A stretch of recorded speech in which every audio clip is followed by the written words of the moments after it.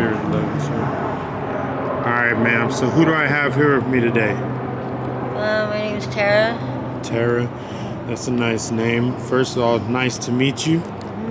And secondly, if you don't mind, how old are you and what's your current living situation? 44, and I'm all over the place. All over the place? Yeah. That's a very good answer. So what's a day in the life like out here for you?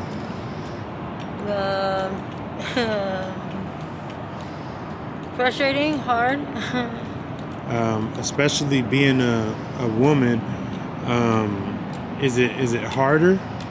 I don't know, because I'm not a man to be able to tell the difference between the two, but I know it's challenging. Definitely challenging, huh? Would you say that it's easier to have a companion? If you had somebody that was honest with shit, that would probably be a hell of a lot easier to have somebody else with you. Like a team player? Yeah, I agree, you know. But that's what's life in general, though. I mean, that's what it's supposed to be about, right? Yeah, most definitely. So, what was life like prior to you being out here? Did you have a family, people who care about you, a mom, a dad? I was married. I mean, I got homeless because I divorced a really high-profile man. So, wow. After I left him, I just left him the house and left him everything and became homeless. That was probably about 2015. You've mentioned that before. Do you care to elaborate? You don't have to say names, but no, he was a president from his world, but yeah, he was a high-profile man. So that's enough said. Yeah. Wow. What was it like being with him on a day-to-day basis? I mean, it was cool. It was marriage. I mean, it was what it was. I mean, just riding motorcycles and stuff, and all it was like a huge family, you know, like that's pretty much what it was. It's just brothers were like family, more family than I had on my own. So most definitely. Wow, that's amazing. I mean, I never met anybody who had someone high profile in their life. Yeah. Well, they always say that, you know, that they probably would be helping me out, which is probably the case, but, you know, I felt I left, so I'm not the responsibility in my eyes, you know, so I left, so it was my thing, and he earned his spot, so that's on him, you know, so I just did my own thing. Yeah, there it is there. Have you heard of the urban camping law that took place about a month and a half ago now? Yeah, well, I think that you're not gonna be able to breathe anymore these days without them. I don't know. I think it's sad because not everybody's out here because of choices. Like after I got homeless from my divorce, I started losing my eyesight. So mine is because of other reasons why I can't work. So that's awful. Now you touched on losing your eyesight. Yeah. Could you elaborate on what that's like and what kind of pain you went through? I'm still going through it, but it is what it is. I mean, what can you do about it? But I mean, just do it. I mean, you don't really have a choice. Yeah. They ain't trying to help me, and I mean, the Hope team stood me up a couple of times for my appointments to get disability to possibly get out on my own, you know. But it is what it is. But yeah, I mean, you seem like a very, very intelligent woman. And so, you know, to say the least, I mean, it seems like you're very well aware of what you're doing. Now, losing your eyesight, is it completely gone or is it just in one eye? No, my right eye is 100% blind, and my left eye, I see through a scar and a cataract, so I'd have to have a transplant, which my insurance don't cover, but I'd have to have a transplant in my left eye before I could have the cataract surgery because it was a scar from an ulcer in my eye, but the cataract's still there. It's just a pain. It's overwhelming. It's just a lot, but it's another okay. roadblock, huh? Well, I mean, if that's the way you look at it, but I can't look at it that way, or I'd be stuck doing, you know, I can't just sit down, you know. I gotta figure it out. Yeah, most definitely. You seem like a real strong woman, somebody with backbone. And it seems like you're the type of person that don't accept no for an answer. Well, if that's the way it has to be, if it's no and that's what it is, I mean, but when it's under bullshit, I mean, there's other routes and other options. It's just, I mean, people, I don't know, I don't understand it either with the no thing. I mean, but I understand that a lot of people that's homeless do fuck it up for everybody else, so because they don't take care of their spot or they trash it and things like that, but not all of us are like that, you know. It just fucks it up for the ones that really need it or really would do good with it, you know. Yes, ma'am, I agree. Now, since you said something about, trash and stuff like that, as I told you earlier, there's been about, 30 people at a bus stop just passing a whistle around.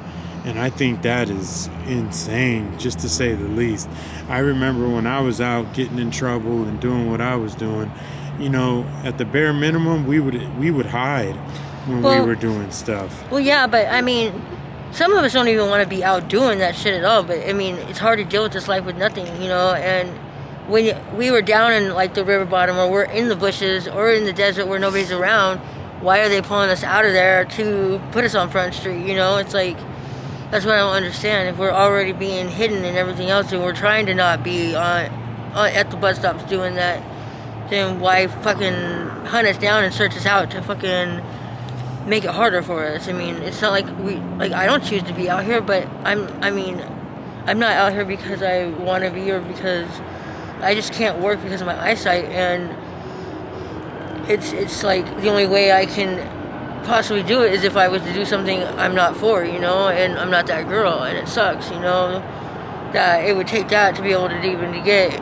me off the streets, and it's like, oh man, it's really frustrating, but what can you do about it, I mean? Yeah, that's awful. Now, you being a woman, and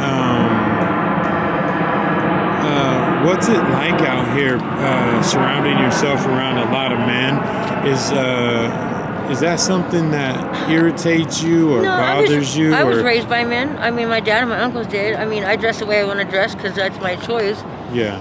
I am aware that it's going to cause, this or that, but I also do put my foot down and let them know that I am not that kind of girl, and it doesn't change if I, go somewhere else. It is what it is, Yeah. A lot of these dudes make up situations in their own mind, and they let themselves down. It's not my fault, But I'm not going to switch up who I am just because a guy can't be a grown man and control his own temptations. I mean, it's on him, not me, I agree with you. I 101% agree with you. I feel that, men need to calm down and get their emotions in check, Yeah, and stop blaming the girl because they choose to dress a certain way. I mean, yeah, unfortunately there's pedophiles and kids can't. It's not like what, so a kid can't go play in a playground because there's guys like that out there. I mean, that's not fair. It's not right. It is what it is. It's called. I don't know. I think women and men need to get their emotions in check and just understand that every girl is not a piece of meat out here. Yeah, but I mean, and I know guys are gonna look when I dress certain ways, but but it's just like, just because, I don't care. I know they're gonna look. That's one thing, but when you take it farther, and that's another, But by the grace of God, I'm fortunate enough to may have to deal with the disrespect of that part, but they don't go farther with me. I at least get them to stop at a certain point. That's amazing. So do you have any children or anything? Oh yeah, my kids are all grown. They're all over 20, and they've all been to college and have their master's degrees and stuff like that. So my kids are good. So I'm not worried about it. They're in Alabama, but I still talk to them. Man, that's amazing. They tell me it sucks to see me outside, but they tell me if it's what makes me happy, they back me 100%. So. Wow, you have some amazing children. I do, and I thank them for coming and seeing me when I am out here, because it shows some of these women not to give up hope on their relationship with their children. Yes. It is what it is, though. Yeah. Do you take advantage of any resources out here? Well, if the resources aren't full of shit. Yeah, seriously, if they're not full of shit, I mean, of Yeah. course I do, but it's finding ones that aren't full of shit. Yeah, so it's like a needle in a haystack, huh? Yeah, but then I mean, it gets discouraging when you get the doors closed in your face so many times by people that are supposed to be paid to help you. Yeah. Yeah. That's awful. I can't believe that that's just something that's going on, when in reality, women need, I feel like women need the most, because of their monthly situations. Oh yeah, that's hard. They definitely need to be clean. And I was wondering, I was just going to ask you, how, without going, too graphic, how do you handle and do that stuff? It's very difficult and sometimes it's embarrassing, but these people don't get. I mean, some on the streets understand, but still, it's still embarrassing, and people are gonna still look at you no matter what. Like they're gonna look at you. So. Yeah. I mean, Jeez. I just pray that none of them ever have to get into this position to have to deal with something like this, but. You never know. I always tell people that they're either a slip, fall, a bill, or what have you, away from being homeless. Do you think that sentiment is true? Well, the way with everything going these days, yeah, anything's possible. But they always think that it's not going to happen to them, but it's not that simple, Not that simple at all, right? And especially once you hit the streets, it's almost impossible because you live day by day trying to keep a roof over your head or trying to find somewhere to go camp. Yeah, that you can get away with being able to breathe for 2 seconds, because most time you can't even sit down anymore. You can't even sit on a blanket nowadays without getting arrested. Oh yeah, that's true. It's stupid. It's so stupid. Yes, it is. This is easily the worst thing that's happened. And nowadays, what Trump went on ahead and got rid of, or he's getting rid of all the Mexican nationals. So it's going to be an influx of Mexican nationals in jail, and so the last thing anybody wants to do is get locked up right now, It's just stupid right now. It's just too much. Yeah, gosh, it's sad, to say the least. It really is, especially because my condition, I've already walked off a loading dock, and that's 5 foot drop straight on my knee and my head, and that's because I can't see it, but yeah. I don't know. It's like they don't care, though. They don't care at all. I mean, it is what it is. It's just, who am I to them, It's just...